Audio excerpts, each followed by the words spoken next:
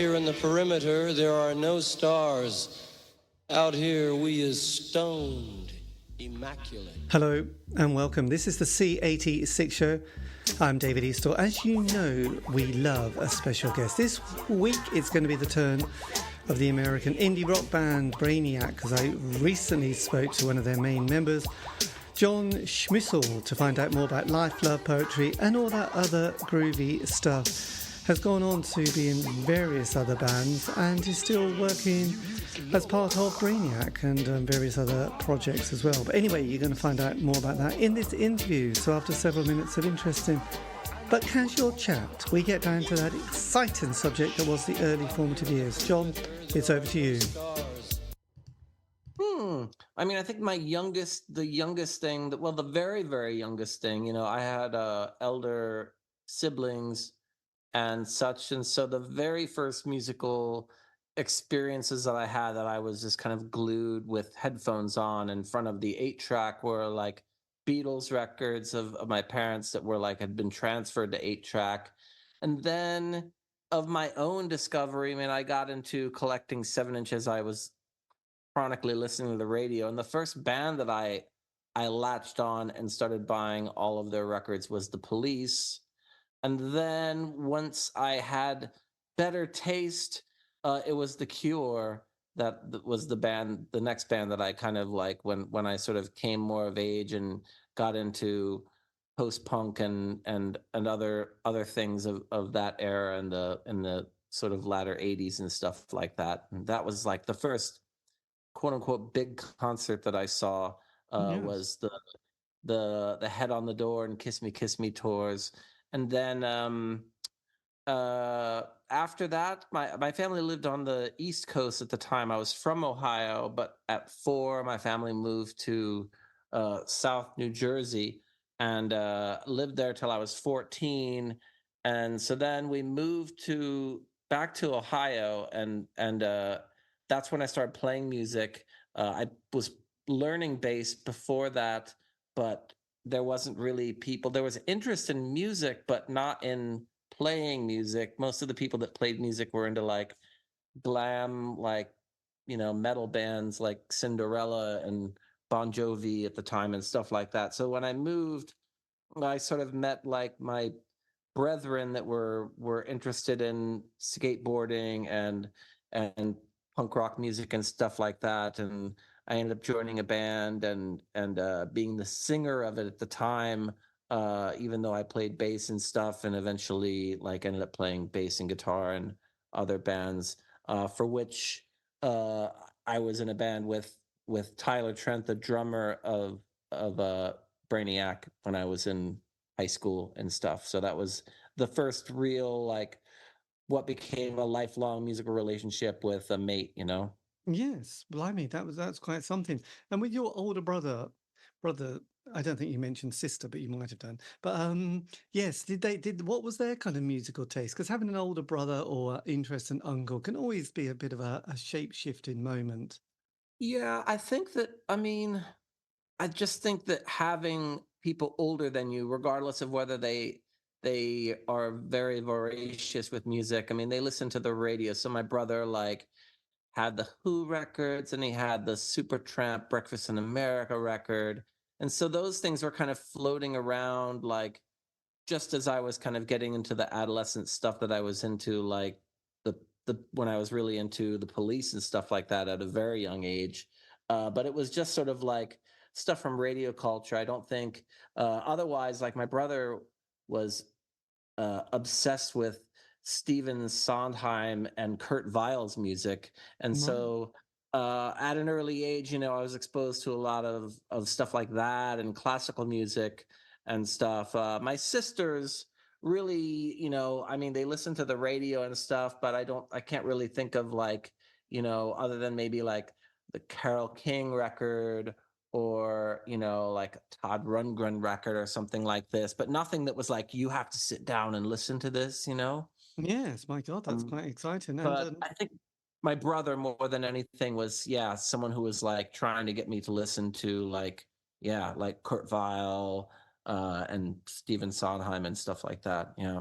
Or the wonderful world of the Weimar Republic, really, wasn't it? I remember a few years ago I went to London to see, it was Barry Humphries, who was also Dame Edna Everage, and he was doing an afternoon and evening of the work of the Weimar Republic with a singer from Meow Meow. I can't remember her name, but it was absolutely amazing to hear that music being played live. And yes, there is something quite evocative and beautiful about it, really. Apart from the Nazis, but that's just, unfortunate bit of history there. But it kind of Yeah. adds to that sort of mystique of Berlin, doesn't it, really? So Mm. it's all quite groovy. So you were a teenager during the 80s period then? Yeah, late 80s into the 90s. Yeah, yeah.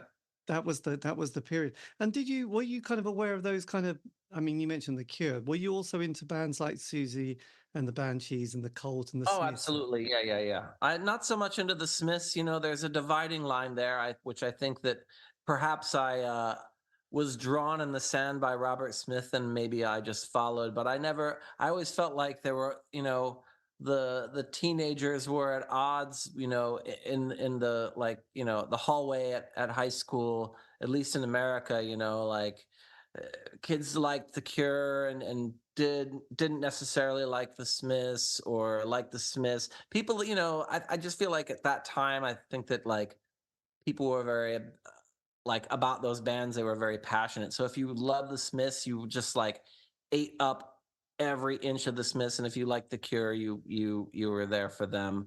But there was like I got introduced to sort of communicating with people through uh is it called Star Hits over there, Star Hits magazine, or is it called Oh, Smash I think Hits. It's called Smash Hits there, and it's called Star Hits in America. And so like I wrote the back pages and had a bunch of pen pals. This is like before you're of driving age. So like I communicated with a lot of people. This is like pre-internet, just fans through the mail, pen pals and such. And that was sort of like how I really like communicated and found out about other things. And there was this kind of like uh this catalog you could order through called Burning Airlines that had like yeah all the post-punk bands and Susie, and as a voracious vessel of all that stuff. I was into the Glove record. I had uh the Easy Cure 7-inch, the Cult Hero 7-inch. I mean, I literally collected it all. And and of course I was into American stuff that was contemporary, like the Dead Milkmen, and you know uh I mean, I wasn't super into the Dead Kennedys when I lived in New Jersey, but I got more into punk stuff when I moved to Ohio, because that was the band that I was playing in. Was more I got more sort of enveloped into American punk and Sonic Youth, and then kind of got more deeply into kind of the downtown New York stuff that was going on.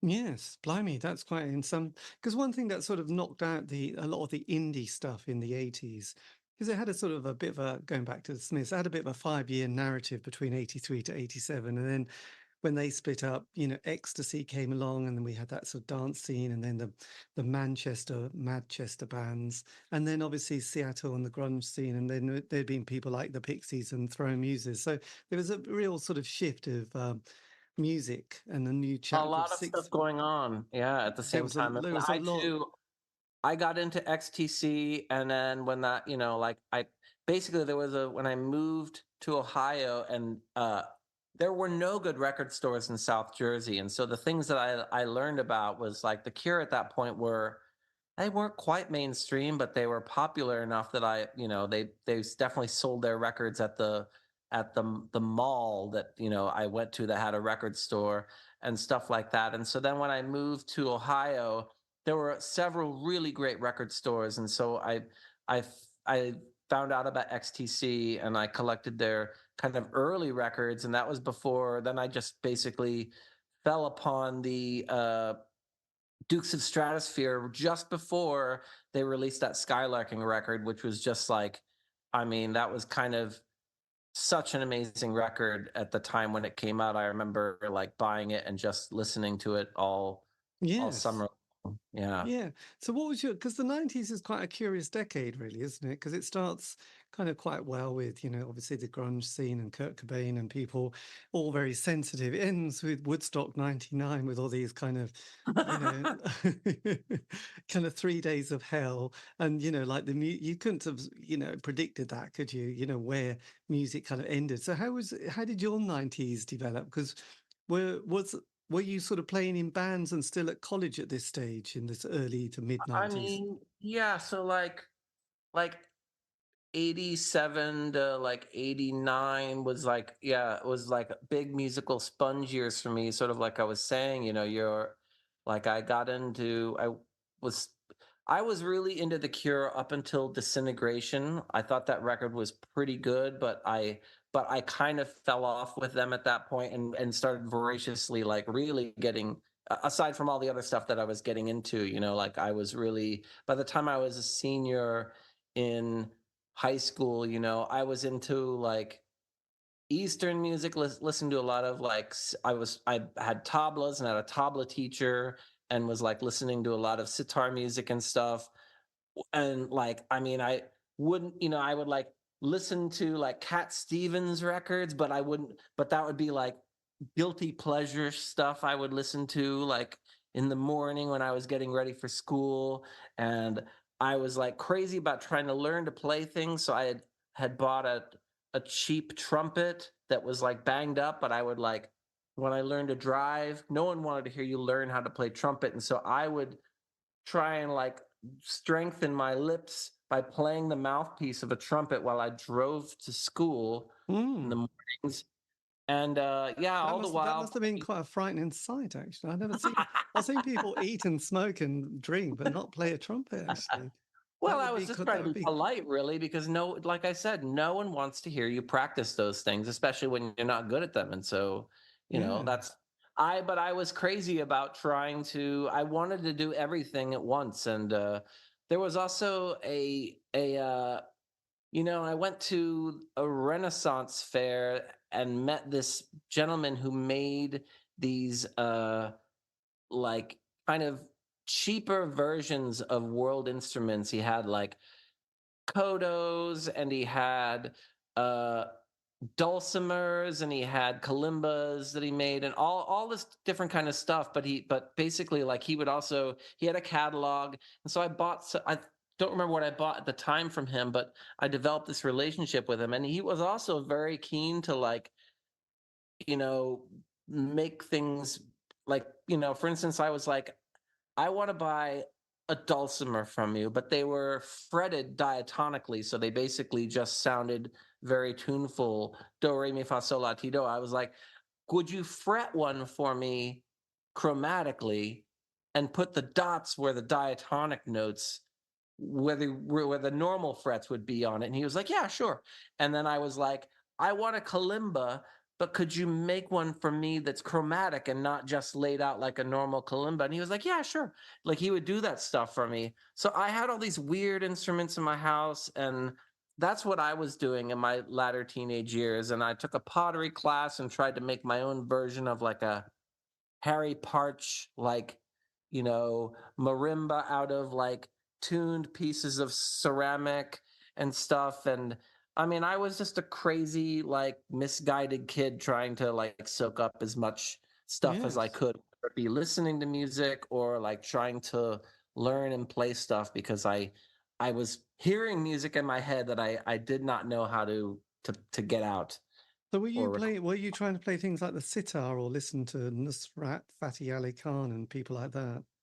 I was listening to him. I did not have a sitar, but I did have the tablas. And at the time, the other thing I was doing was at school. I basically, people from time to time would sell candy for their different organizations, like for either for church or for like their basketball team. They'd have these fundraisers. Oh, I'm selling like M&Ms. And my parents at the time had this like membership to like the Sam's Warehouse Club, which sold things at discount in bulk. And I realized as a young entrepreneur that, these things cost half of what they were charging at the school. And so I began to buy up candy in bulk and sell it at school for the same price and just be like, oh, this is for my church and stuff. And so for this is what I began purchasing these musical instruments and stuff. And I bought my neighbor's drum kit. So I had a drum kit in my room, and I had a guitar and a bass, and I had these weird instruments that this like Renaissance folk guy had made for me, and the cheap trumpet. And I guess for me it was just sort of like I wanted to try and have a foundation for like all of these things, have a rhythmic foundation. I did not take piano as a younger person, which is something that I sort of regret not being suggested or maybe thought of on my own. But I later did take a few classes in college when I was in college for a bit, and harp. I took a few semesters of harp when I was in college. But all of it was just to sort of gain the experience and to try and I didn't really know where I was going or what I was doing with it. And then I got really obsessed with trying to play in different tunings on guitar. And so that was sort of my entrance point to Brainiac, was that they knew that I was apt at working within different tunings already on guitar. Yes, my God. So you joined the band in sort of 93. Yes, that's correct. I think it was the tail end of 93. Yes. What was the Early atmosphere like 94. in the band at that stage? Was it still the honeymoon period? Yeah, well, in a way, me joining the band unknowingly for me was sort of like a re-honeymoon period, because I joined after Michelle. Like I replaced Michelle Bodine on guitar, and so I think that there was frustration uh within the camp, because you know when you're a young band and you start touring a lot and you still have to hold down a job like at home, to sort of make ends meet. I think there was some frustration because, she was still sort of like holding up her job a bit, as, sort of like, oh, I can't do this or that. And so they had to turn down some things. And when they realized that was going to get in the way, they started looking for, a way out and or a replacement. So when I joined the band, I think that there was renewed interest because I was there for it. I was incredibly hungry, and like I said, I'd sort of versed myself in all these different tunings. And really, at the time, I didn't actually have a lot of focus. Like I was sort of using tunings as an opportunity to sort of build my own ear to work around the fretboard. I didn't want to be locked into just chord shapes that were familiar to tunings, and so I was just trying to train my ear to adapt. Mm. And it was great to join Brainiac because Tim had already had like a lexicon of tunings and as a foundation to build off of, and that was great. Yes. So when you sort of recorded the first album with them, was this kind of written as a band? How did that creative process develop? So I was just talking to someone else about this, because I think at the time the impression when I joined was, we had a tour straight away. I moved to Dayton, we practiced, and then we went on tour. I think we had learned a new song that we were going to record as a single, like within those rehearsals. And then when we got back from that tour, it was very much an anxious feeling of like, well, there's been too much time since the last record, and the band had toured a lot. And so it was overdue to make a record. Whereas when I look actually back on the physical timeline of it now, it was actually like just a normal band's like made a record, had basically toured for a year, and then the band was making a new record. It was absolutely a very normal amount of time for a band. In fact, really like, uh, ahead of schedule. I think it's impressive when bands crank out record like, one after a year, a year Oh, after year. yes, And absolutely. but anyway, there was sort of an anxiousness, and so that record, there were a few demos, but we went into the studio without like everything totally nailed down, and so it was a bit unhinged in a good way.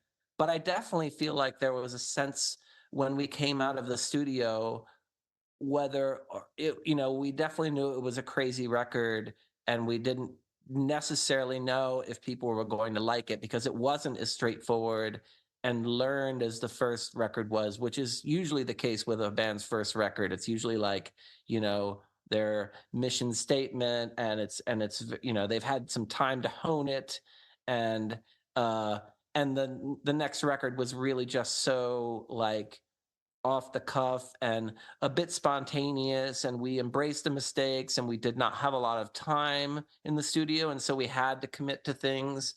Mm. And there was a bit of sense of wonderment in like, is anyone going to like this or not, in a way, to which it wasn't like worry. I mean, I think we were all we had a lot of fun making that record, and we really enjoyed making it, but we just didn't know what the reaction would be like. And as it turned out, it tends to be some of, a lot of fans, one of their favorite records. So Yes, and did you enjoy touring that album? Was that something that was a good experience? yes, I think that was, I mean, it was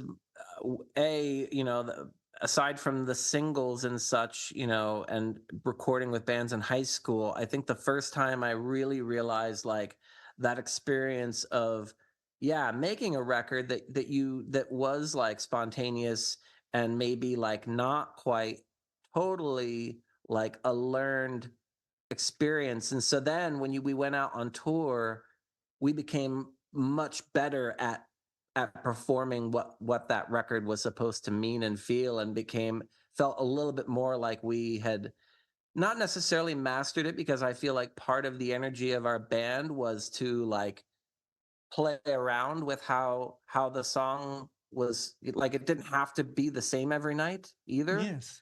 but had felt like we knew our way around the song, so that we could indeed play around with it a little bit, and and of course Tyler, the drummer, he was always such I felt like we were always just trying to keep up with him, because he was almost just like a roller coaster that got to the top. The song would start, and you would just have to like, you would spend the entire time like chasing after the metering of the song as it went along. So it was a good Yes.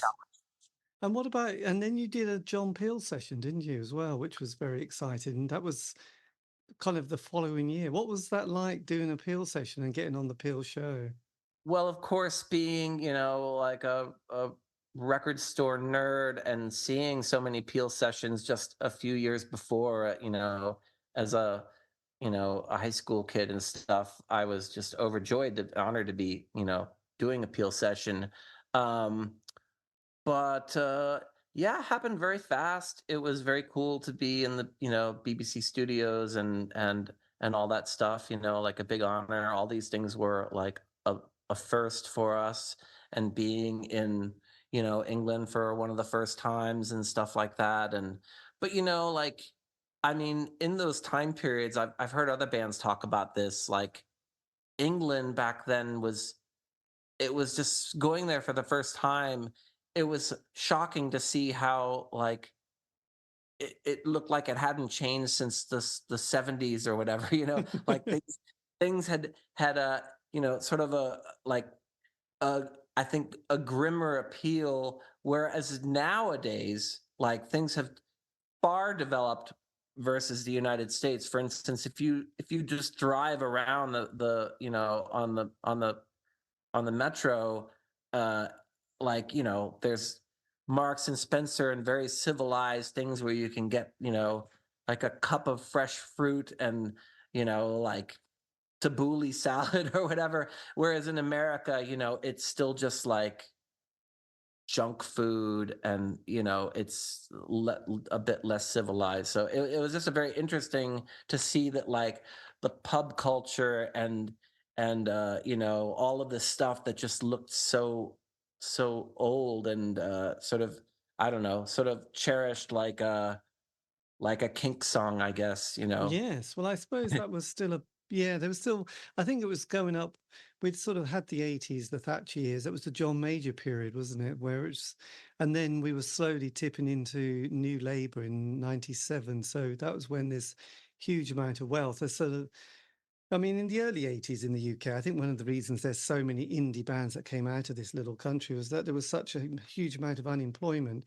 And most people were, were signing on job seekers allowance, enterprise allowance schemes. They were getting their rent paid and council tax paid. So, and there didn't seem to be, I know it's a cliche, but it all looked very grim and there was no like future. So it was like, well, just be in a band or, just do these little enterprises, run a fanzine, have an indie night at an art center and all that kind of stuff. There was never any idea of getting a career. There was never any idea because there was no point, there was this huge unemployment. There was, the threat of nuclear war. Then we had Chernobyl, so it took a long time for that little bit of optimism. And, English people like myself, or British people, but I can't really say British because I would hate to bring other people into it. But, we love to moan, really. Let's face it. We're a country of people who like to moan and say it's terrible. So, but now people look back on the 80s with great enthusiasm and say, oh, it was magic. But it's like, well, I can't remember anyone sitting around saying it was magic. It was like, oh, no, it's just rubbish. I was born in the wrong decade. But, nostalgia is a nasty thing at times, really. It is, isn't it? Yeah. I mean, I definitely I'm very, very good at rose coloring the past and kind of like, there are things that are definitely very painful and such, but I'm generally speaking, things that are like kind of like fair to midland painful, like I kind of just wash away somehow. Like it takes someone else to remind me a lot of times, to, sometimes with the little things, like with a tour or stuff like that. Like I'll just remember like the finer points Yeah, somehow. that's quite good, actually. Mm. If it's your therapist, say, remember the bad things, get another therapist. That's what I'd say. It's I like, mean, I did enjoy all of those things. I think that, like for instance, we were the type of band that would, we always asked for places to stay from the stage, and so, you know, I just remember some of those experiences in England being some of the grimmest because yeah, we would stay with like people, like, in a big group home, and they would just be some of the dirtiest places we'd be staying at, sleeping on floors and stuff like that. Whereas, like I was explaining, like I mean, the turnover being a band in the 2000s and and the 2000 teens and stuff like that, with the advent of the travel lodge being available, if you like yes. get one in advance, you can get a room for like whatever it was, And a 25 shower, pounds, and thing a like that. shower, and Yeah. a little Yeah. miniature soap. I know. Well, I was talking to a guitarist who was in the House Martins, and they did the same thing for a while. Would just say, is there anywhere? Does anybody want to put us up for the night? And obviously, it worked well until they had their big hit, and then it was a bit difficult because people would want to introduce them to members of the family and their grandmother, saying, "Oh, look, he was on Top of the Pops last week. Isn't that amazing?" So they thought, "We've got the money. We've got the money. We can get some cheap place to stay." But it's a Yeah. nice idea. It was the socialist principles that we loved so much in the 80s, and all Well, I that. agree that some of the best stories actually did come out of, I mean, it really it is the camaraderie of and the community of like staying with people and your fans and the people that you share interests with, like music. And we learned a lot about, English bands that we didn't know about, and then got to go to these, record exchanges and stuff like that and buy British records that were, yeah, like a dollar, 1 pound, or 50p for like ball records and stuff like that, and even like whatever Kinks records that weren't available in America that I was able to buy for like £2 or whatever. It was great. Nice, boogie boots. So then you signed to Touch and Go Records. Was that quite a major moment for the band? Was that a sort of, this is our label, these are our people? Well, yes, I think also at the time, I mean, I think when I joined the band, there was already a sense that they had wanted to move on from being on grass, and so we were already on Corey from Touch and Go's radar, and really would have hoped to have put out the second record even, but like we had Eli Janey from Girls Against Boys in our corner because he produced our first three records, and a lot of other people who were excited about us at the label. But Corey was very pragmatic and slow to make decisions, and so it took him another year. And so, yeah, the first two records came out on Grass, and then at that point, Corey agreed to have us on, and we put out the first single, and yeah, everything just kind of quickly moved along from there. Yes. And on this one, you had Kim Deal producing. Yeah, that's right. So there you go. Was that an interesting experience? Did she add much to the process? I like the songs that we recorded as another situation where I feel like I like we came in, there was the one song we had to record that was the A side, Go Freaks Go, and then we were re-recording a version of a song that was on like the first 7-inch, which was a favorite song of mine, which we were playing at the time. We'd played for a while, called Simon Says, and the other song, which was only on, well, it's, I should say, that Simon Says song was only on the CD. What do you call those? CD single version of it or whatever. And then the flip side of Go Freaks Go was Silver Iodine, which was basically a 4-track of Tim's, was elevated to the studio. Basically, we put it onto the reels and had some overdubbing over it. So that was actually a pretty fast recording. I think the cool thing about it was we were recording at this studio called Cybertechnics, and they had gotten the soundboard from the Philadelphia studio that like Young Americans was recorded on. Wow, nice. And all that stuff, and all these great records from, soul records from the Philadelphia sound and so forth. And so we were recording on this heritage board, and that was very, very exciting. But honestly, it went very quickly. I mean, we already had learned that song and had it down. So Go Freaks Go was just like a matter of recording it quickly. And then honestly, I was a bit disappointed because the fidelity of the first version of that song I really was beloved to, and I was excited to make a new version of it, but something with it just didn't ever quite sit that well with me. I felt like the original version was better of Simon Says than the one that ended up on that EP. So it was Yes. an interesting experience. It was cool. I mean, you know, our friend Dave Doman, who was also like my roommate at the time, engineer, he had was sort of swam in the circles of the Guided by Voices people, and he later had his own band called Swearing at Motorists. He was the engineer on that record, and like Kim and Kelly at the time, like they were like local friends. Like we would see them at the tavern, like drinking on Friday nights and stuff like that. And so it was just like part of my new normalized like Dayton Yes. life, you know. And that was very cool. Yeah. Well, that must have been very groovy, actually. So when you came to do your follow-up album, what was that process like, sort of recording, writing material and sort of getting the tracks down? Uh, well, so speaking to, when we did the Bonsai record, as I mentioned, being a pretty like fast, spontaneous, kind of thing.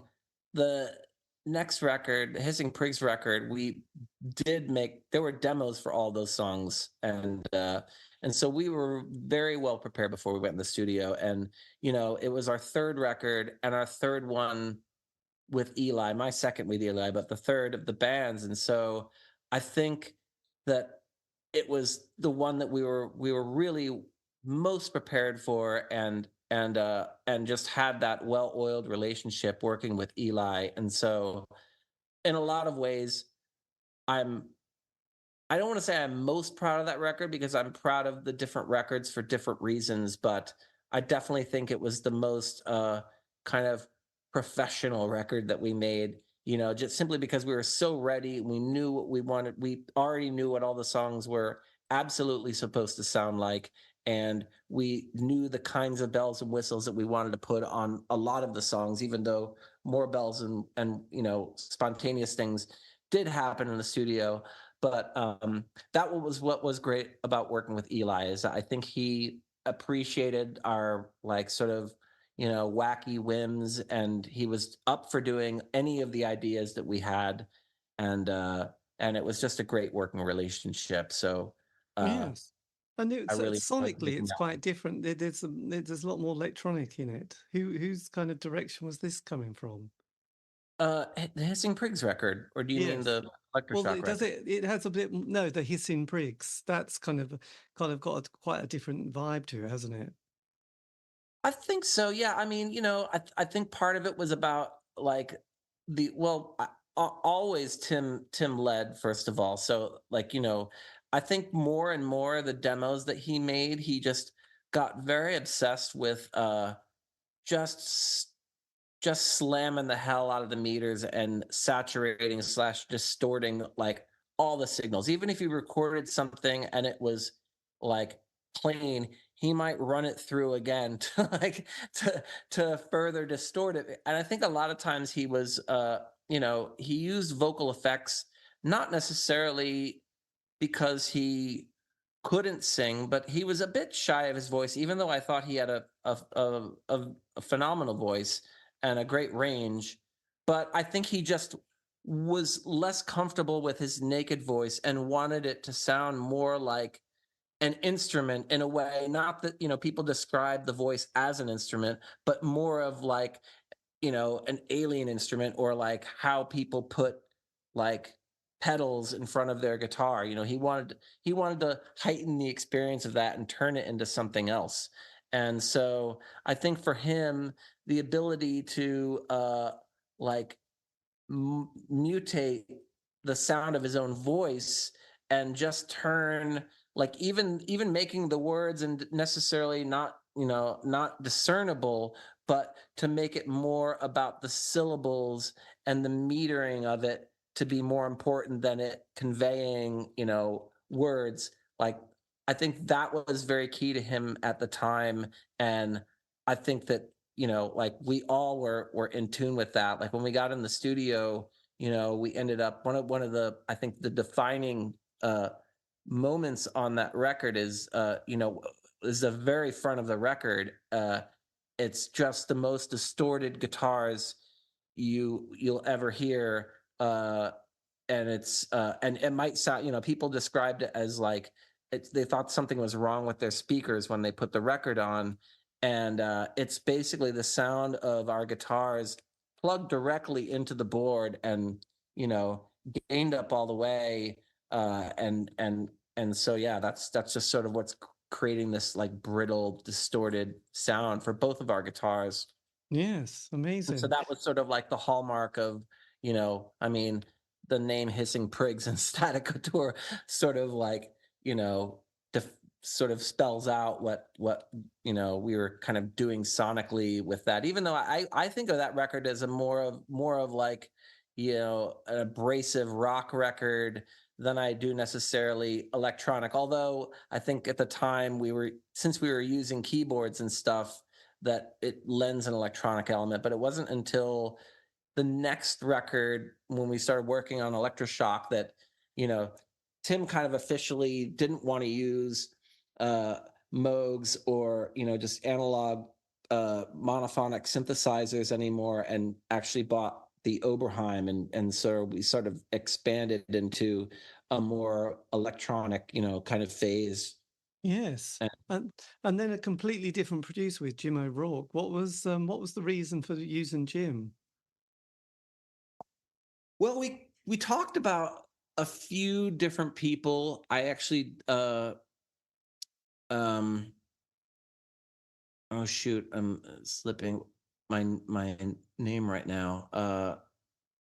But we talked to a few different people, and I don't know, it's kind of one of those things. I feel like it did turn out great for what it was, but thinking if we could do it over again, I feel like it would have been nice had we, made demos for that record and then gone to Chicago and kind of started from scratch with Jim. Whereas instead what we did was we had an 8-track reel to reel, and we basically sort of were tracking in earnest, thinking that we were making the record. I mean, and we were, and we did, and that was what the record became. But I feel like it would have been like a little bit better sounding. And I think Jim concurred. Like when we drove away, it was just Tim and I at the very end, mixing the record with Jim. And when we drove away, he gave us, we had a cassette copy of it. But the last words he said to us before we drove away was that, like, hey, I would love to work with you guys again, but maybe we could, it would be great to start from the beginning next time. And yeah, I just felt like it was a very trial and error process for us recording the bits and pieces for that became the record. And all that being said, it's a process that became the final product, for which a lot of people, again, are like, some people say that that's their favorite Brainiac record. So I don't want to take that away from them either. But, when I think about that record, I love all the experiments about it.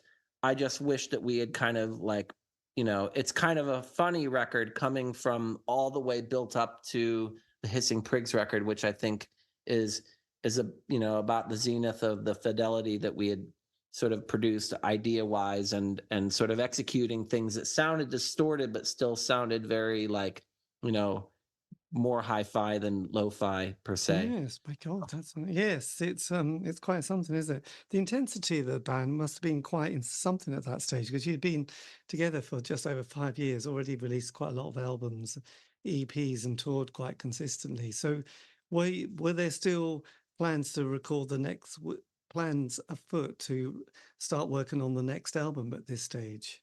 Well, we were always working on stuff, and I mean, having the 8-track, I think, was great. I still don't think, being sort of junior recordists, Tim and I both had 4 tracks. He had one at the house I lived with him at. I had one in my bedroom, and then he had a separate one in his mom's like attic, for which he would just go and work on stuff sometimes, on his own.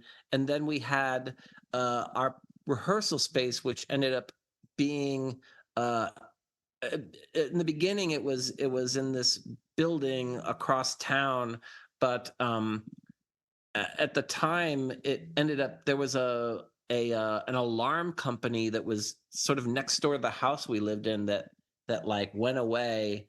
And so they had a vacancy, and we had this deal with the guy. There was barbed wire fence around the parking lot and everything. And the guy was Yes. just sort of like, well, you can have this place for $100 a month, but as soon as I find a viable tenant, you have to move out. And so we were like, okay, because it was huge. It was a massive space.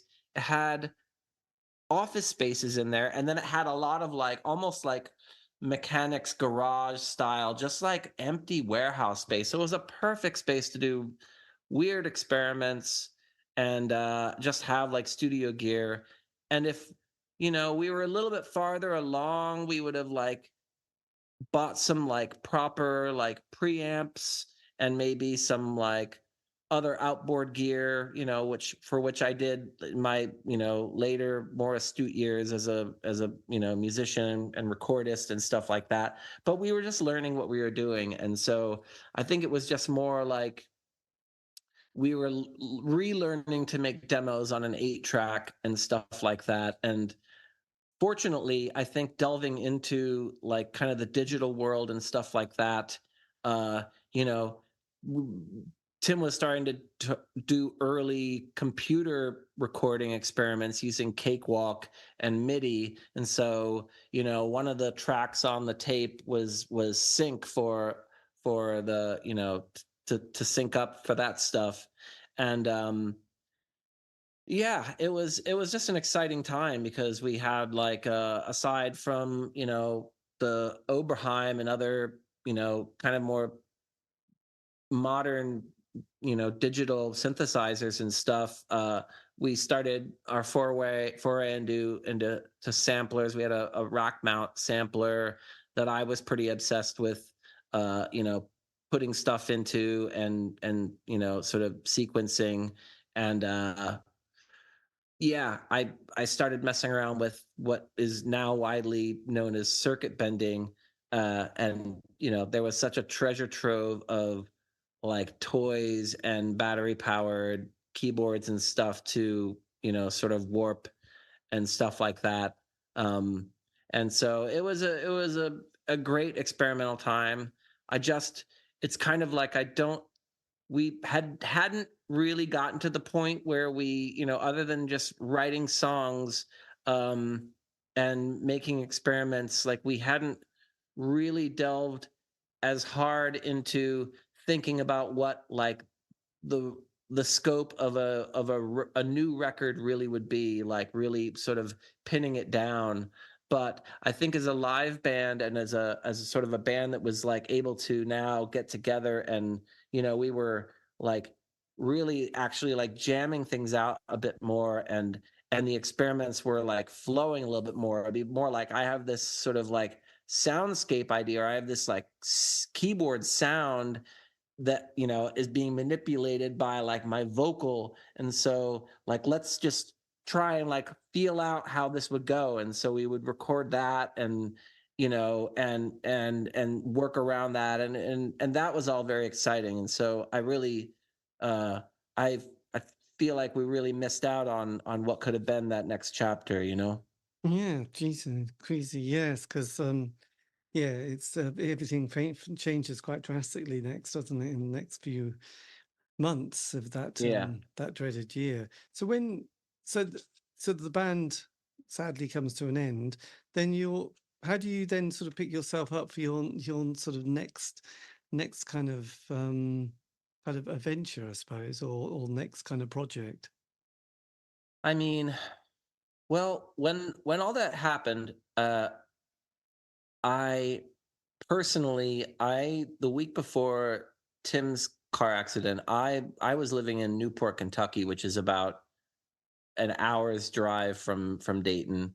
And I got into a car accident and totaled my car.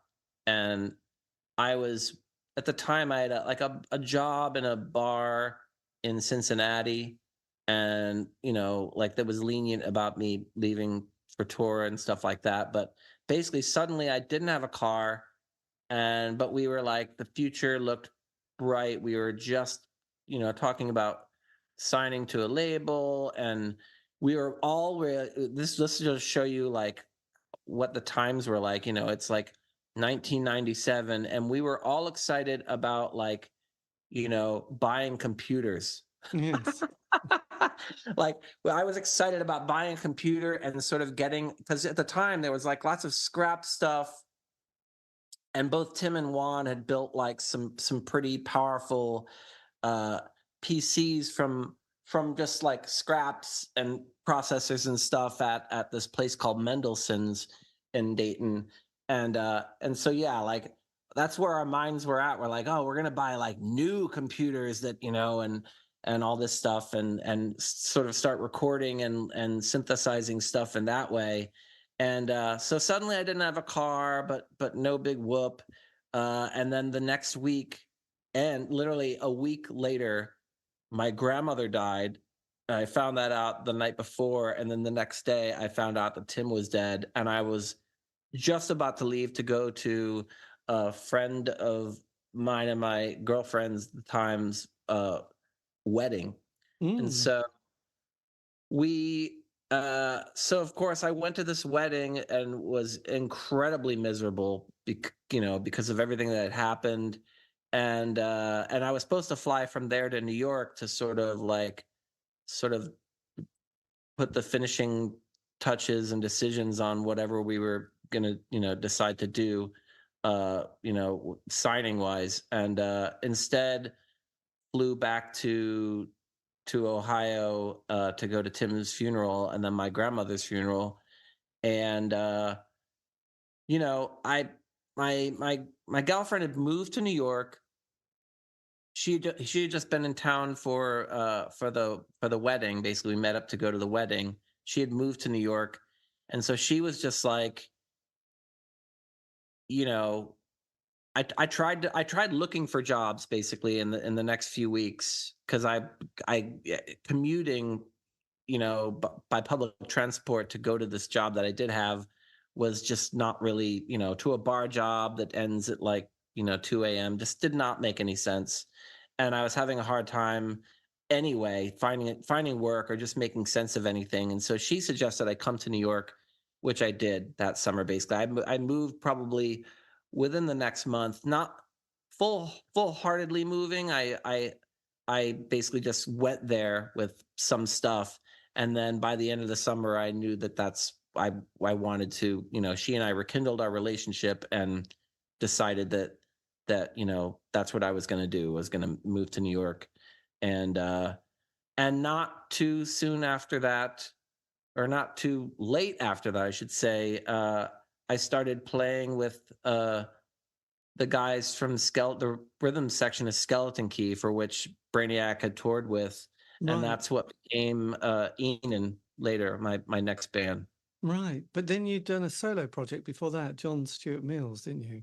I did, yeah. I was sort of working on that simultaneously. I mean, that was, I think, in a lot of ways, my like uh sort of like recording grieving process of like what had happened without sort of saying that that's what it was, you know. I mean, I didn't even really believe I was making a record. I was just like making making music out of my emotions basically. And I became good friends with Dave Sardi after I moved to New York. I'd met him before that. He had come to Brainiac show, and a mutual engineer friend of ours introduced us at one point again in New York, and he and I became fast friends. And when I played him that record, he really wanted to release it. He had just started his own imprint called See Through Broadcasting, Yes.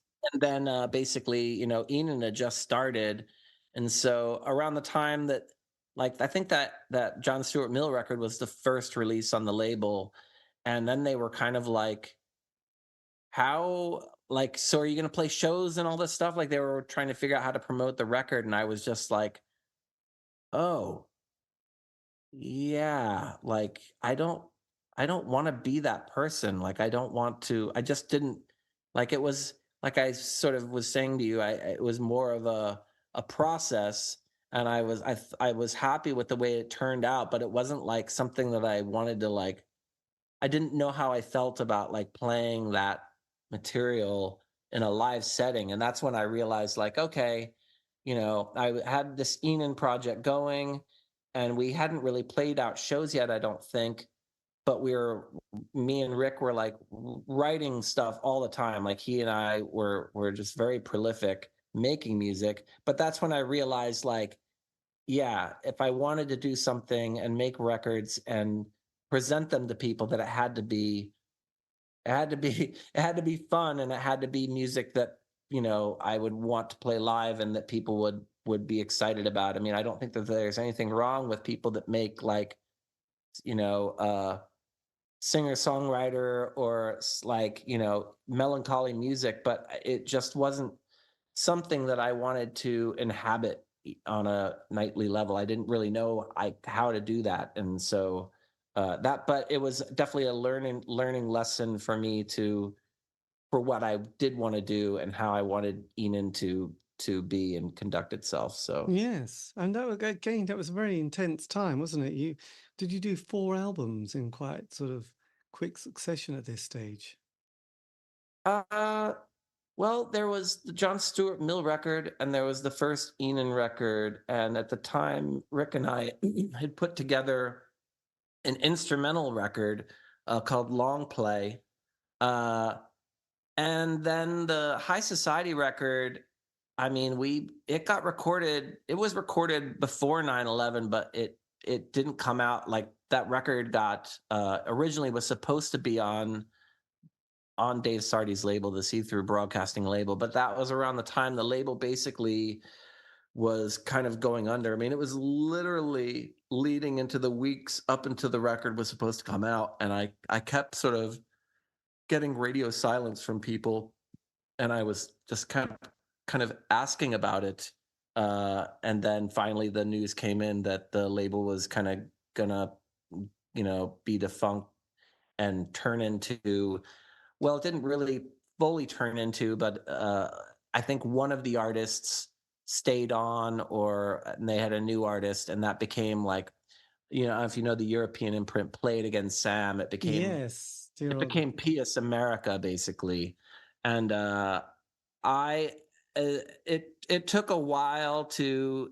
Dave was very cool. He was like, "Well, you can have your records back," and so forth. But the other guy that ran the label uh, really sort of put his foot down about it, and so it was caught up in a bit of red tape and sort of monetary inconvenience. He wanted to be reimbursed for recording costs and whatever. He wanted compensation of some kind. And so it took a while to sort all of that out and to put it out on Touch and Go. And at that point, I was just really like, I'd spent, enough time with Corey and all of, the people at Touch and Go.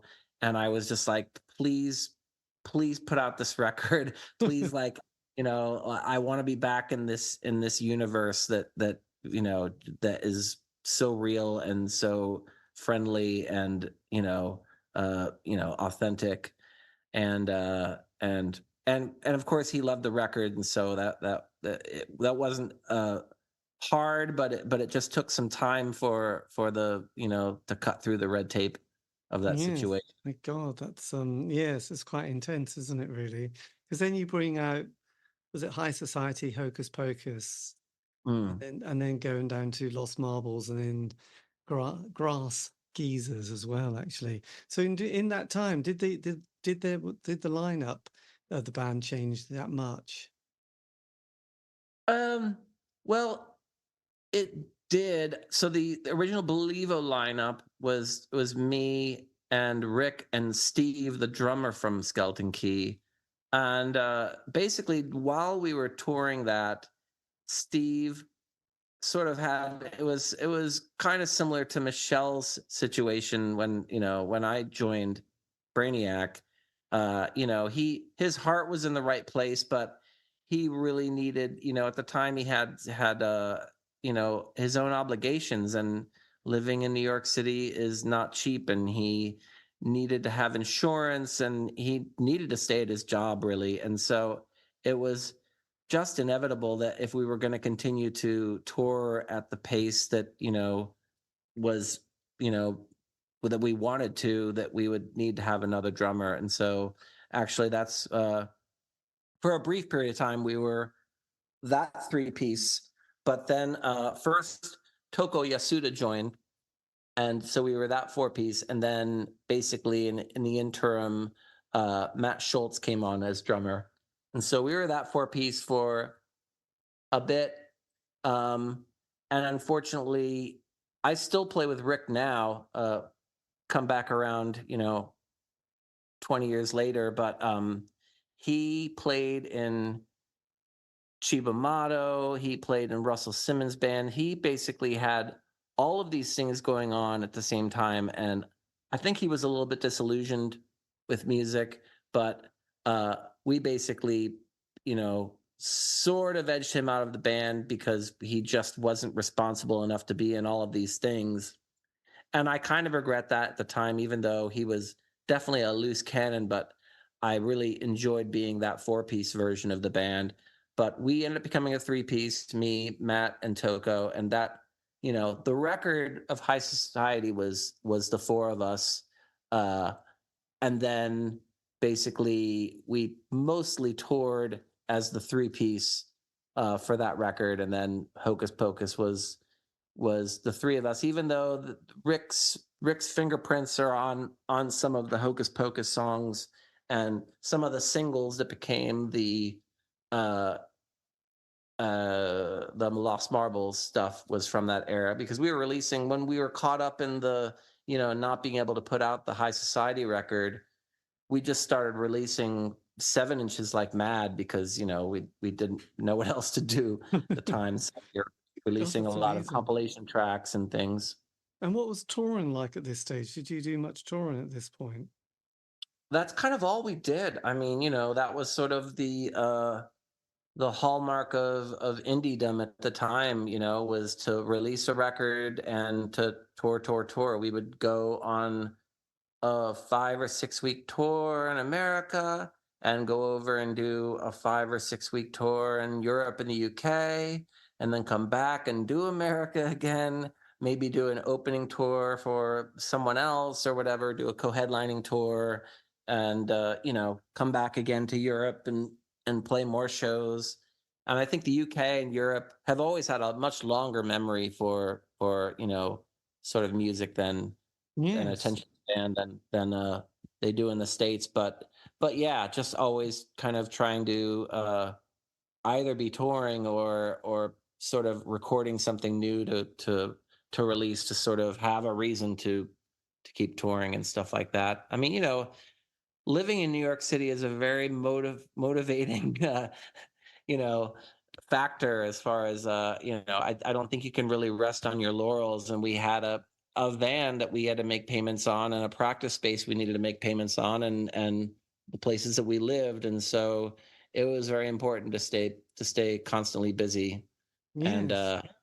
I was very fortunate at the time to have some good jobs. I was a IT consultant during the Y2K era, and then after that I I mean, my boss was really crazy. He only trusted musicians, and which I think is just, absolutely absurd, to run a IT consulting place and to pretty much only trust musicians. But it gave me some leverage, because he allowed me to leave and go on tour. Eventually, I did get placed at a law firm where I was like their main person, which was a bit of a drag, because I really enjoy just running all over Manhattan to all these different places and fixing small problems and then running away, instead of just being stationed somewhere. Uh, but they put up with me going away and all that stuff as well. So that worked for a while, and then I got a job at this sort of early .com startup they did a lot of websites and development for the Cartoon Network and Nickelodeon. And so they made web versions of their cartoons, and then they started developing their own cartoon properties, if you will. And so I wrote a few theme songs for cartoons they were developing, and Disney bought one of them. And so they hired me on full time as a songwriter for them. And so I was on salary for them for like a year or two. And that was great, because they also were fine with me going on tour as long as I continued to produce ideas, and come home and work them out and stuff like that. And so that gave me a lot of leverage, to keep things going, and also just another place to put my creative energies. I would kind of start out working on an idea that was maybe for work or a cartoon or something, and I'd be like, "Oh, this is really good." And it just Yes. gave you a reason to put things in places, and sometimes it was good and maybe not commercial enough. Maybe it was weird, and you'd be like, this would be better suited over here, it'd be better suited over here. And so it was just a good springboard. Yes, absolutely. So when you came to record your fourth album, Grass Geezers, was that a sense that this was going to be your final project with the band?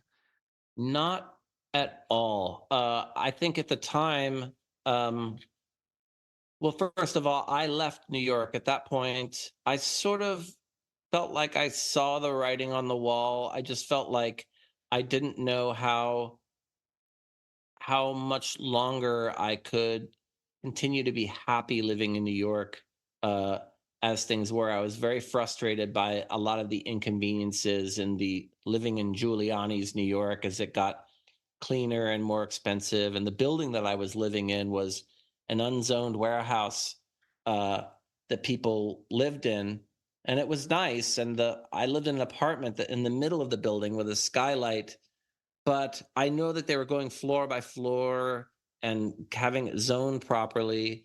And so I knew when they got to my floor that my cheap rent would go away. And so I just decided to get ahead of it, and I decided to move to Philadelphia, which was 2 hours away. But I felt like I could live in a house, have a basement, build out a studio, and continue to do things from there. And park on my street, for instance, and not have to move the van and Yes. stuff. And so I thought it would be a good home base uh, for the band and stuff like that, and a cheaper way to operate. And so from there, I started recording other bands and stuff like that, and still taking on freelance music jobs and stuff like that. And yeah, we recorded the basic tracks for that at the Rare Book Room in New York.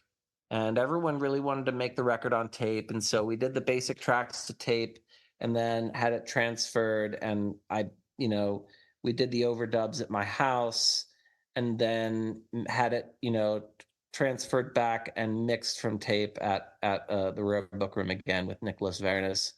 And I'm really proud of that record. I did not know it was going to be the last record we made, but I'm glad that it is. I'm glad Yes. that to be proud of that record as it turned out. Yeah. I mean, listen to the albums over the last few days. It does have an amazing quality to it. You must be really chuffed with that sort of project, and being at the, yes, part of that whole process of beginning a band and sort of navigating it.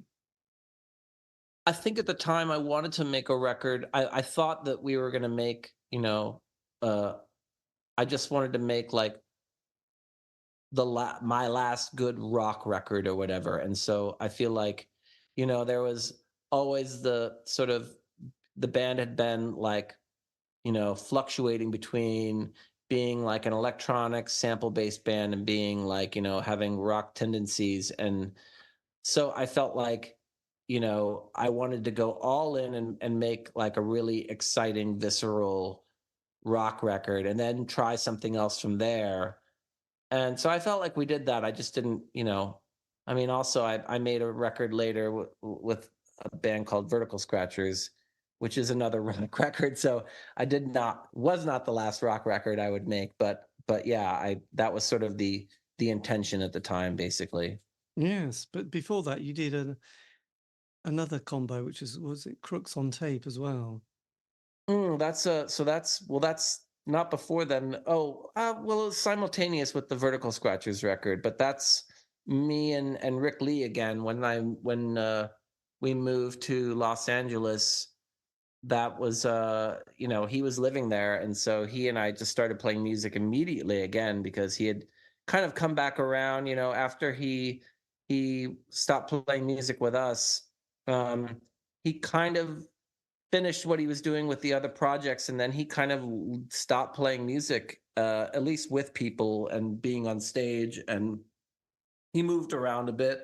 He lived in New Orleans for a while Katrina was happening, and he ended up doing a lot of like construction type of stuff. And then he moved to Portland, and then he ended up in Los Angeles. And so he was really excited about music again. And we just like hit it off again. And we still play music together. I don't live in Los Angeles anymore, but we still get together and play. And for all intents and purposes, we're still a band, and we have loads of stuff. We just haven't really released very much in the last few years. So Yes. So you had two, but you had Crooks on Tape, and then you had Vertical Scratches, which were sort of running side by side at this mhm. stage. And then with those two projects, because you've released a lot of albums, what happens sort of towards 2015 onwards?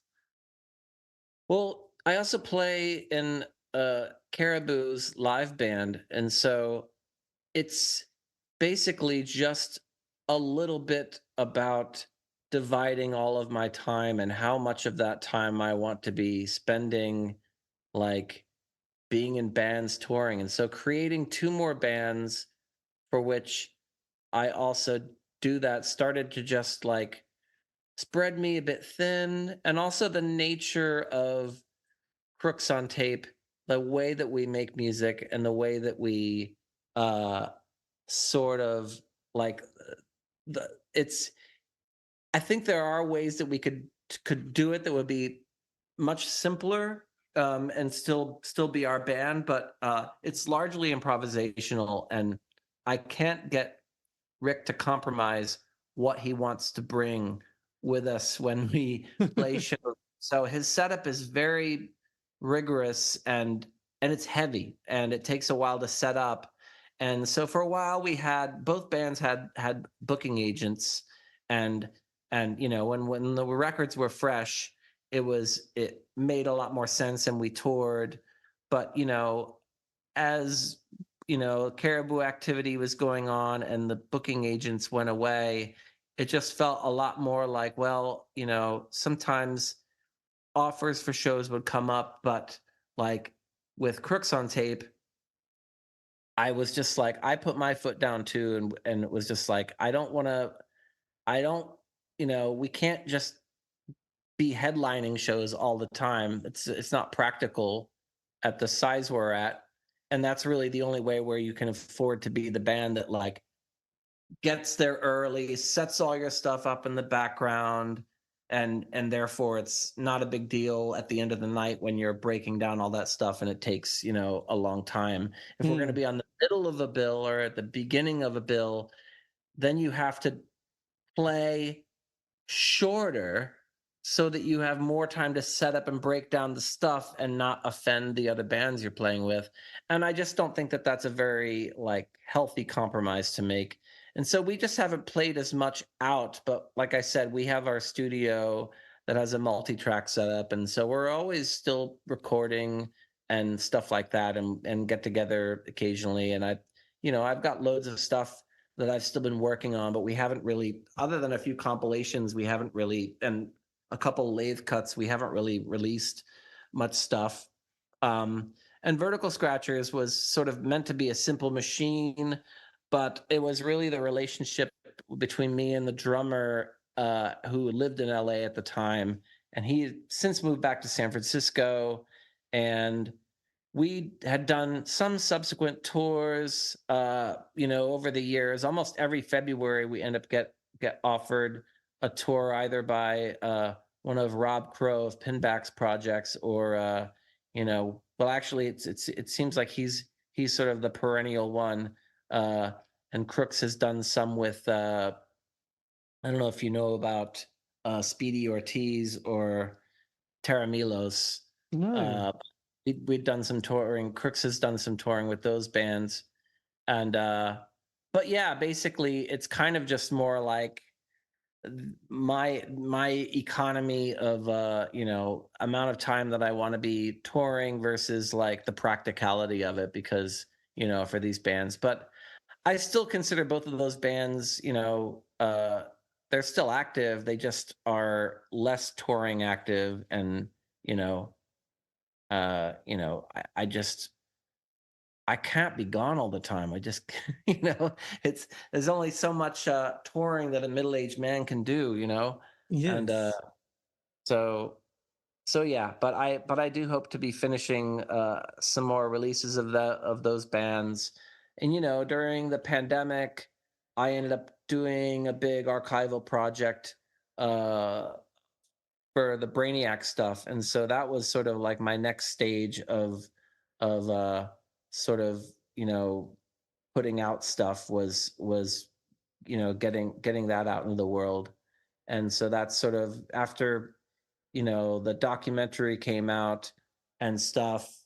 um the band had sort of played a few shows around and against the documentary on Brainiac, and then after releasing those archival releases, for which I definitely would not have delved into doing if the pandemic weren't if we weren't all just sitting at home with Yes. loads of time on our hands. It was sort of the time my wife and I have been like very much into minimalizing the house, getting rid of extra things. And so when it came to opening up the suitcases with all of these 4-track cassettes and DAT tapes and stuff, I was just like, all right, well, if I'm ever going to have time to really like actually sit down and go through this stuff, it's now. And so that was a pretty important thing for me. And I think, just to have happen in the space and time for Brainiac, up until now, because Yes. Were you pleased yeah. with the film? Uh, I have complicated feelings about it, but I think in the end, it was a really great uh, process for all of us. I think that was sort of like the band's and Tim's mom's like kind of therapy that we, unacknowledged, like dealing with it and talking about it. uh there were times in the past where I was playing with Enon and people would kind of dance around asking me about Brainiac, but they were sort of maybe afraid to ask me about it, which is fine. But I probably would have been glad to discuss those things. But really, it was the first time that we all had sat down and talked about those things. And uh and then also gotten together. We were all interviewed separately, but we were also all interviewed together. We all flew to Dayton and did interviews together. And so that was really good for all of us to sort of, kind of go through that and realize also that our friendship, was still important, even though the band had ended. You Mm. know, that we sort of kind of went our separate ways, and sort of did our own individual things. And and that was really, we had such a good rapport and friendship. And so that was a really great thing to realize. And I also just think that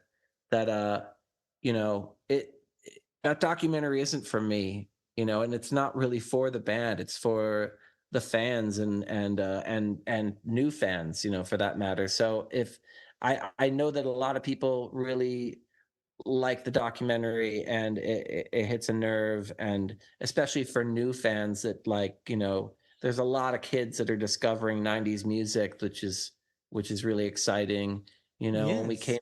over and played shows with Mogwai, I was just so am surprised and pleased to see a lot of young kids there. And on a nightly basis, I would see kids that came just to see our band at Mogwai, and they would come to see multiple nights.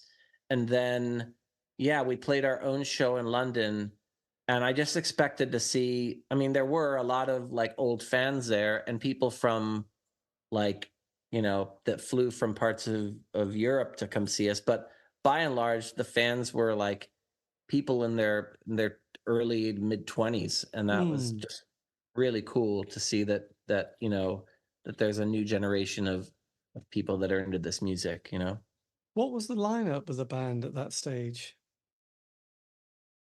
uh well, it's the three of us. It's me, Juan, and Tyler. And Tim is our believe it or ironically, our newest member is a, a friend of ours whose name is Tim Krug. And I recorded his band in when around the time when I had the studio in Philadelphia. He's a Daytonian. He actually went to the same high school as me and Tyler did. And Right. so yeah, it's basically that's the sort of the new lineup is the us three original ones, and Tim, who's basically the I can't imagine anyone better suited to fill in the shoes. And so I sing most of the songs. Tim sort of fills in the blank for the things that in the beginning, when we played the first couple of shows we played, uh they were more kind of like sort of the first one was a a benefit show, and so we had different local people come and do the vocals. I think I sang a couple of the songs, but Right. mainly we just had like local luminaries from bands and stuff like come up and sing songs, and so it was more of a celebration. And then the documentary came out. We played a few shows around that time period, and we still had some, some guest singers come and sing. And by the time we played a show in Los Angeles, which was like they basically played the documentary and uh in uh the venue next door, and then we played at the Regent in Los Angeles. And we had Fred Armisen, who was in the documentary. He did guest vocals on one song, and me and Tim sang the rest. And so by the time the this last EP came out that we toured with Mogwai and stuff, we all just basically agreed like, all right, well, we definitely can do this as a four piece, and so why don't we give a go at it? And so that's what we've been doing since. Yes. So UK was the first set of dates you had as the reformed band, Yeah, that's correct. supporting Mogwai, and then Yeah. at the end of the month you're going to be touring again, aren't you? Which is quite, yeah. Have you? A week from today, yeah. You're sort of out there on this sort of streets. So is it the case that you're sort of picking up a lot of new fans as well as some old established people who've been there with you since the 90s? I think so, yeah. I mean, I talk to people. Sadly, I wish that we were playing more all ages shows. They're not all ages, because I think there are. I mean, it's been incredible. We did a tour in February through the South and through Texas. Texas was sort of the fulcrum of the tour. We were offered some shows there, and so I built a tour around it to get down there. And like we were at this Houston show, and there was this young girl there. She was probably like 14 or 15, and I thought she was there with her parents, and that they had like sort of forced her there or whatever, or forced her into fanship or Yes. whatever. And what I found out later was her uncle was really chatting me up, and I thought he was the big fan, but he was just a chatty uncle. And it really was the this young girl that was like a super fan. She was very shy, but later, like, her it was her aunt and uncle who had come to the show taking her. And it was her auntie that told me that, what the situation really was, and that she would be overjoyed if I like had signed this or whatever. But it was just so cool to see, such young people getting into the music, without anyone, instigating them. They just found it on their own, and it resonated with them, so Oh, that's it's fantastic. cool. So you got this quite intense couple of weeks at the end of May, and then sort of what have you got planned for the rest of the year? I mean, so I've been the one I pull the strings, so to speak, because I'm the one in the band that's been in the music industry this long. So I still know people and things, and there's been a fair amount of like DIY booking and stuff that I had done like when I was in Enon and stuff like that. So basically I have a big schedule with Caribou in the latter half of the year, for which we've done some rehearsals and stuff like that already. But basically, this year was about trying to fit in what I could with Brainiac, because it was a lighter year for me, and that's you Yes. know I think these are the last shows that we can really count on that Brainiac will be playing for the foreseeable future, because it's going to get pretty busy with Caribou for the towards the end of the year. And we're going to be doing more rehearsing and stuff in the summer and stuff like that. So Blimey, there you go. Will you be recording any new material with Caribou? no, the records, Dan always has made the records as a solitary venture. Yeah, so the record is done, and we're just basically figuring out how to play it live. Yeah, so that's been very exciting. it's a really great record, and it's I'm not going to say it's a sea change, but I think the way that we're sort of performing it is a bit different, and so I'm glad we have it a little bit of time to figure that out, and I think it's going to be exciting. Yeah. Yeah, my God, it's quite a body of work you've got on there. Because the last album was it on City Slang Records? Yeah, in Europe and the UK, it's on City Slang, and in the States, it's on Merge Records. Yeah, Right, so there you go. Blimey. And that's kind of mostly Dan's project, is it? yeah. The records are his solitary project for sure. Yeah. Yes. So if I was to yes, just to sort of get an idea, if you could have whispered something to your like 16-year-old self starting out in this interesting and curious world, is there anything in particular that you'd have gone, yes, that would have been a brilliant idea? Wait, what? If I was to tell my 16-year-old self an idea that 16-year-old had, or what do you mean? No, no. So what I meant, you're sort of with all these decades of kind of experience and all the things that you've done, is Yeah. there anything that you'd have thought, oh God, I wished I'd knew that when I was starting out, even though it might have changed the narrative of your life and that might have not been such a good thing. But I just wondered what top tips you would have given somebody that was starting out in this kind of world. If you thought, yes, I would have said, look, do that or don't do this, that kind of I thing. don't know. I feel I don't have a lot of like I don't like to live in a world of regret so much. I don't think that that's very helpful. I think that yeah, you can make some critically horrible mistakes in your life that you'll regret forever. But that's different than just like if I could have done things a little bit differently. Like I already sort of explained to you, you know, like recording wise, like oh, I wish that, you know, we had done this, or I just had done another interview and they were asking me about like, well, you know, Steve Albini, who just passed away, we recorded with him, and they were asking me like, what was it like recording with him, and I guess my regret about that was that we Brainiac brought songs that we didn't quite have like nailed down in the way that we usually like, you know, when we made Hissing Prigs, we all that material was battened down and we knew exactly what we were doing with it. In fact, I think maybe that could have propelled us in that way. But you know, Steve was a documenter. He considered himself to be an engineer who was documenting the situation, and he did not want to ever be called a producer. And you know that material.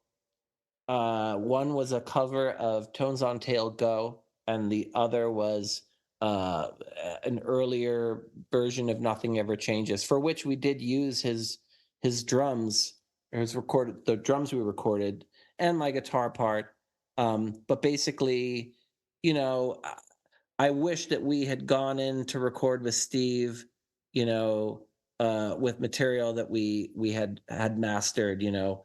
But you know, again, I think that all of these things are sort of like good lessons, and I don't really like to dwell on like, you know, things I wish I'd done differently, because I think that those are all like good learning mistakes and stuff. Unless you do something that, you know, winds you up in jail, you know, Yes, I or know. something like this, you know. It's But it's true.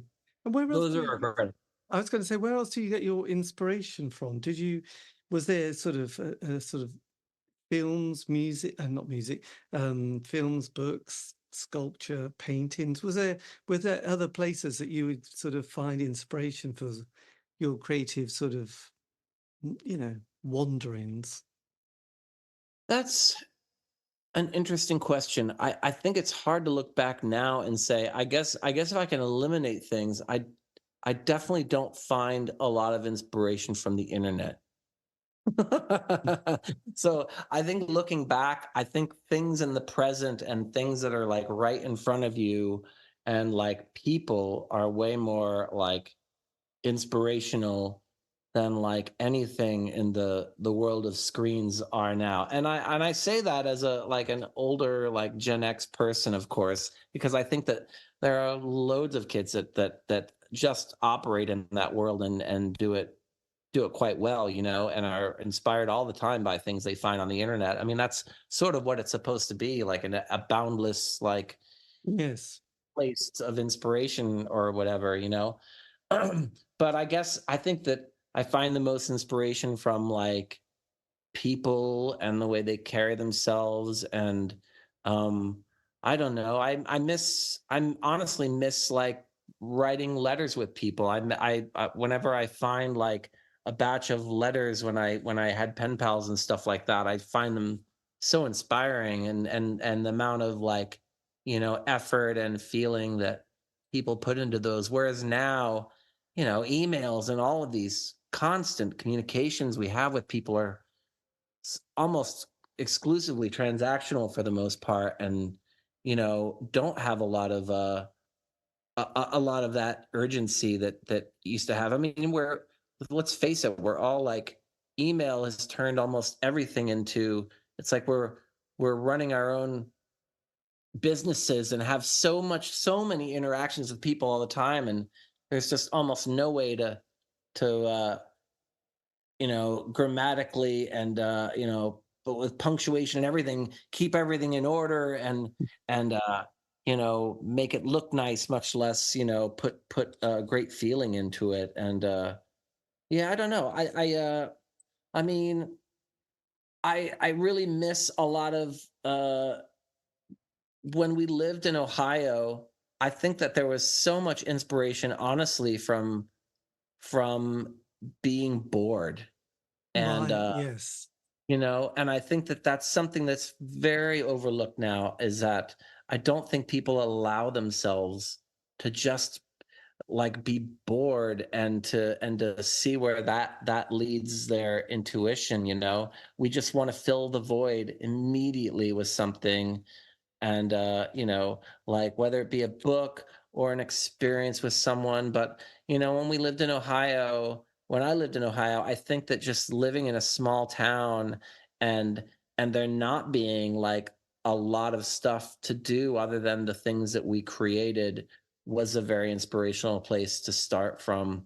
You know, just the things that are around you, and your interactions with people, and the art that other people are making. And I think, you know, I mean, I'm very happy with my trajectory. I'm glad I moved to New York, and I'm glad I moved to Philadelphia, and like I lived in Los Angeles. But now that I live in a smaller town again, I think that I'm really starting to appreciate sort of that stuff. I think that that is very instrumental in like being creative, just having the time to like, you know, you can call it boredom, or you can call it like a place where you can like kind of meditate, and find out where like that takes your imagination, you know. Yes, um well, absolutely. And again, it's kind of interesting because I think that's another kind of on about the 80s, but there was a lot of kind of hanging about and having mhm. time in the morning, not much on, no money to sort of spend to feel any sort of quick fix in sort of fun. It was just like having, you know, you'd have this kind of dole money, which would be about £38 to last a week. And so I think it was a week or fortnight. Anyway, it wasn't much. So you'd be broke by the end of it. So there was like literally counting pennies and just kind of, yeah, having to find a lot of ways to entertain oneself without very little cash. And yeah, so boredom was a massive thing. And you'd sort of sometimes think, oh, what the hell, we might as well read a book because there's not much else that's going to go on. So there wasn't that distraction of, oh, has anybody replied? Oh, should I reply back? You know, it was very strange. Yes, And yes, yes. hanging out in pubs, waiting for happy hour, which was always important because it was when it was all very cheap for 2 hours, you know, between the hours of 4 p.m. to 7 p.m. It was like, oh, let's have happy hour. So that's where all the young unemployed people would be talking about music and sort of hoping to make it big on the John Peel show. It's Right going to be on. good. Yes. Yeah. Well, look, John, thank you ever so much. We got it together. Sorry about the sort of yes, the time difference. Never mind. It's Oh, that's okay. Yeah, yeah, yeah. I was having a laugh with Tim about this actually, because he reads the you know, we tag team on the Brainiac email, and also the like the Instagram page, I think, for I think that's where you were contacting. But it kept being like we would talk about the meetup, and then there would be another, I'd be like, yeah, the next 3 or 4 days is fine, and then you would get back and like 6 days or whatever, and it kind of kept going on, and he thought that was very funny, and I was like, yeah, we'll see. I think it's going to happen this time. We've made a date for it, so yeah, I'm glad it happened. I know, my God, it was like a protracted. Yeah, so it's never. And you've got the book. There is a book as well, isn't there, that you've got as well? Yeah, it just came out actually. I think it's just it's as of this week. Like there was a pre-order, and now it's like officially available. Yes. Is it available from? Yes. It's beautifully put together. Yeah, it's the first of this imprints. The first one. It's basically going to be dedicated to band sort of biographies, and we're the first band on the to be published on it. It's very Yeah. So did you have much to do with it? only in the sense that uh Justin interviewed all of us. Yeah. I mean, I helped put him in touch with some people, to be interviewed and stuff like that. So that's about the most I had to do it. He interviewed me, and I sort of, just thinking about like who was in the documentary and then who else was part of the story that wasn't in the documentary. I tried to make sure he had other voices and stuff like that. So, but that's about it. Yes. He was the writer of the book, Justin Vellucci. Yeah. Fantastic. Well, that's brilliant. Available from all good bookshops and also, I guess, online. Yeah. There you go. Well, look, I'll let you go on, but good luck on the tour. And if you want, I can always send you a copy of, well, not a link to this interview, and you can always put it on your social media platform Yeah, sites. of course, please do. I'd love to check it out. I'm always amazed to see, how I never shut up on these things. So, Well, it's good. Anyway, look, have a lovely day and evening, and I'm going to go to bed. There Thanks you a have it. lot. Maybe I'll see you in Norwich next time. Yeah. Did you play Norwich with Brainiac or any other band? Yeah, there was a gig in Norwich we played. It was us and Girls Against Boys and Ligament, which was the pre-part Chimp band. Fantastic. There you go. Yeah, in 1995, I want to say, maybe 96, probably Yes. 96. It was probably at something called the Wild Club they used to have at the Norwich Arts Centre. So you were probably there. There you go. Who Did you say knows? it's at the Norwich Arts Center? But Did you say it's at the Norwich Arts Center? yeah, the Wild Club would have something called the Wild Club with an E, and they had sort of indie nights or alternative music nights at the Norwich It's, Arts Centre on St yeah, Benedict Street. that makes a lot of sense because later when I played the Norwich Arts Center with Enon, I thought like I feel like this is the same place, it's not the same place or something like that. Like it definitely, yeah, yeah. Anyway, no, well, anyway, I hope you get to tour again very soon. Anyway, look, have a lovely day, and I'll let you enjoy yourself. Okay, see you later, Thanks for John. having me. Talk Take to you care. later. Bye-bye. And that, dear listener, is the end of the interview. A massive thank you to John for giving me the time for that. I will put the website of Brainiac in the notes below and various other things that you can try and locate. Just go to their social media platform sites. But anyway, this has been the C86 Show, David Eastaugh. If you want to contact me, you can on Facebook, Twitter, Instagram. Just do C86 Show. All these interviews have been archived on Spotify, iTunes, Podbean. It's true. Have a great week. Stay safe.